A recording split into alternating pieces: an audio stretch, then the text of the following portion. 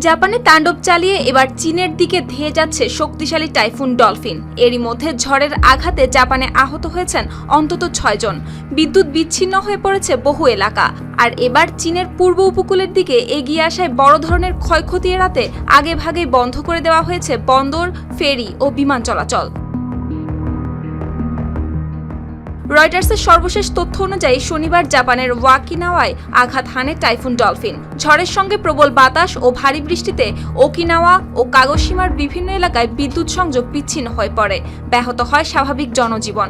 Japan অতিক্রম করে টাইফুনটি এখন চীনের পূর্ব উপকূলের দিকে এগিয়ে যাচ্ছে। পরিস্থিতির ভয়াবহতা বিবেচনায় ইতোমধ্যে অরেঞ্জ টাইফুন সতর্কতা জারি করেছে চীন। একই সঙ্গে জরুরি দুর্যোগ মোকাবেলা ব্যবস্থায় লেভেল 3-তে উন্নীত করা হয়েছে। সবচেয়ে বেশি সতর্কতা নেওয়া হয়েছে পূর্বাঞ্চলীয় ঝেজিং প্রদেশে। সেখানে বিভিন্ন বন্দরের কার্যক্রম বন্ধ করে দেওয়া হয়েছে। স্যান্ডেলিনা সো, রূপচর্চায় আভিজাত্য। স্থগিত করা হয়েছে ফেরি চলাচল ও নির্মাণ কাজ। একই সঙ্গে নিংবো বিমানবন্দরের ফ্লাইটও স্থগিত করা হয়। শুধু তাই নয়, সাংহাইয়ের গুরুত্বপূর্ণ ইয়াংশান বন্দর থেকেও নিরাপদ স্থানে সরিয়ে নেওয়া হয়েছে জাহাজ। আবহাওয়াবিদদের মতে টাইফুনটি চীনের উপকূলের কাছাকাছি পৌঁছালে প্রবল বাতাসের পাশাপাশি ভারী বৃষ্টি ও উপকূলীয় এলাকায় জলোচ্ছ্বাসের ঝুঁকি তৈরি হতে পারে।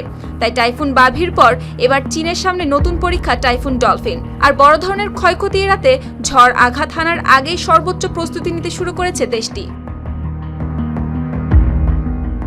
সুপ্তি রায়, RTV।